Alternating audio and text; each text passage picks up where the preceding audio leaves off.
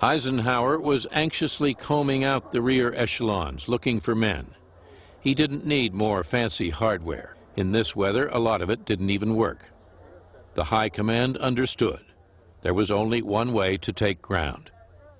The key to the fighting ability of a force is the guy who picks up a rifle, the infantryman, and there aren't that many infantrymen in a division. There are only about 3,200 infantrymen who pick up their rifles and go forward. From Normandy to Bastogne, I would guess probably our rate of casualties and this type of thing, I have heard the figures of anywhere from 250 to 300%. And that seems a little fantastic because we had a terrific amount of turnover in this type of thing. You'd be there one day and you'd have all new guys the next day. The arithmetic was simple. The Army had been losing 2,000 men a day for almost a month. New men had to be found to take their place. Physical standards were lowered, training cut short. Many of the recruits were just out of high school. They were ill-prepared and little encouraged. As one assigning officer was fond of telling them, most of you aren't coming back. Just as well get used to it now. They were suddenly loaded into trucks by the numbers and sent off to a division somewhere. And particularly in the Battle of the Bulge, we had men who were sent in as replacements, joining a unit. Sergeants never even got to know their names before they were wounded or killed the next day. We really didn't get to know them. We just kind of tolerated them, so to speak, and as I look back on it now, I realize that we probably treated them pretty shabbily, and I feel sorry for them. A lot of them were killed and we never even knew who they were. Somebody said, we got a couple of casualties, who are you? Who were they? And they said, oh, a couple of new guys, I don't know what their names are. So somebody had to check the dog tags to find out who they were. On January the 13th, we were almost to this little town of Cooley, and the artillery started coming in. I had at least 15 of my new men that I knew the names on paper, but I hadn't put the name and the face together yet, because I only had them a week or 10 days. And about 15 of those men were killed just like that, in a period of 10 minutes or less.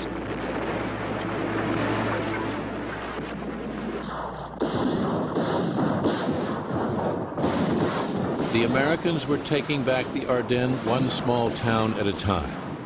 First, gunners blanketed the towns with artillery. Then the ground soldiers came out of the woods on foot and in tanks, shooting as they went. When GIs fought their way into a town, the civilians were never in sight. On menait une vie dans les caves. On essayait de vivre là. We lived our lives in the cellars. You tried to live there, with the means you had, with what you could get to eat.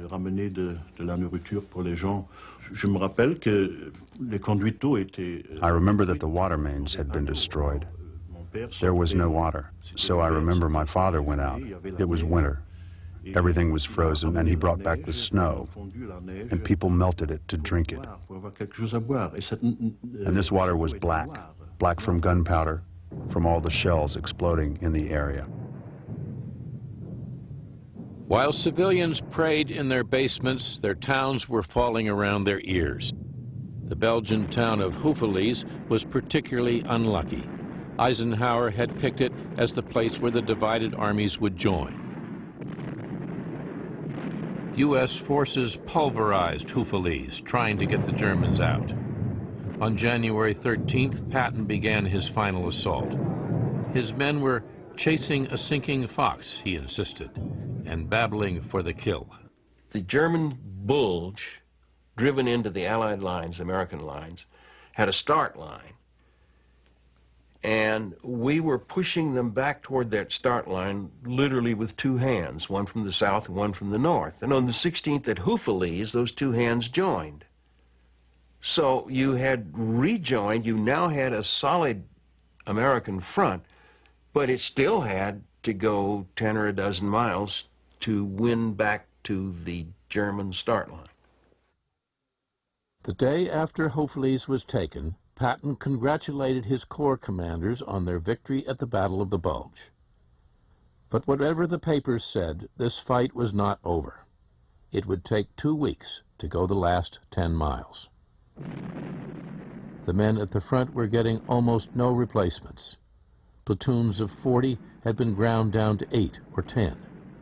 Still, the command ordered them to turn and fight their way east. And so the fellows, there were a hell of a lot less of them, and they were in terrible shape. Boston guy McCarthy was suffering from both dysentery and upset stomach, and he was throwing up, he was working both ends, and he got awfully weak.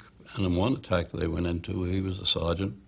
He passed out right in the middle of the attack.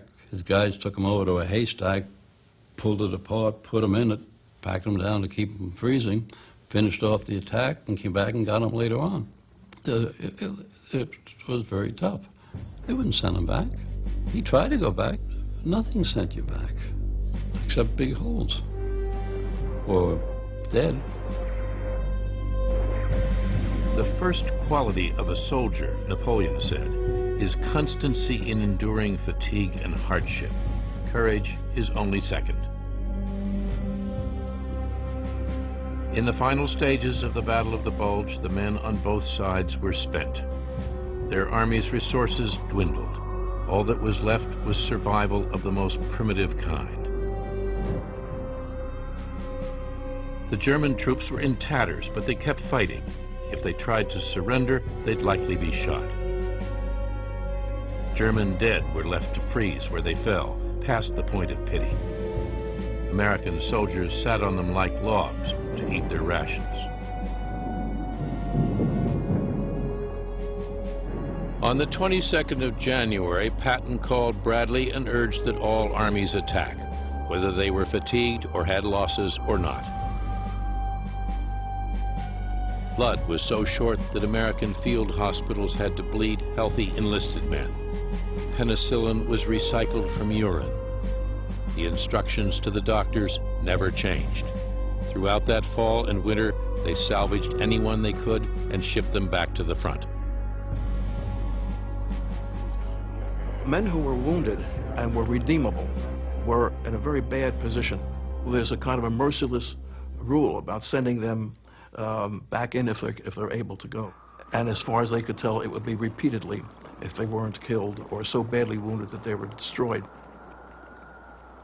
It's very hard to forget the expressions in their faces. They have a kind of a hollow-eyed, lifeless, slack-jawed expression, and they almost don't see you as you go by. And you don't, after a while, you learn not to greet them because their minds are elsewhere. It's almost as though they're going to a hopeless doom. And there's a phrase for these men. They were called ragmen. These were infantrymen or infantry medics or such going back up to a hopeless future or no future, and having no choice in the matter, determined, and their practice their practice march, their practice step is, as always, back up where they must go. It just looked almost endless, like you were going to be there the rest of your life. If you were wounded, you could be out of it for a while. At least that was time that you'd be back in the hospital and could warm up and get something to eat and be able to take a bath and that sort of thing. But then you knew that you had to go back up. If you're lucky, it's going to be a leg wound. If you're not lucky, it'll be worse. And if you're very, very lucky, you'll take it through the head. Because after you're in combat a while, dying is a lot easier than living. A friend of mine, Ollie, and I fell into a depression in the ground, hardly qualified as a foxhole. We were both numb, absolutely numb with exhaustion. And all he could say for about 24 hours a day was, we got to shoot ourselves. We got to take a bullet to an arm or a leg or somewhere. We got to get out of here because we're never going to make it. He said, we're just never going to make it. And what happened to me is my stomach started to curl up as if I was going to start to cry. And I was afraid I was cracking up. When the enemy's 500 yards away, and you got support troops behind you, and you're sitting there in a hole with a guy who wants to shoot himself, and you're ready to cry, it's not normal. And the other fellows already cracked.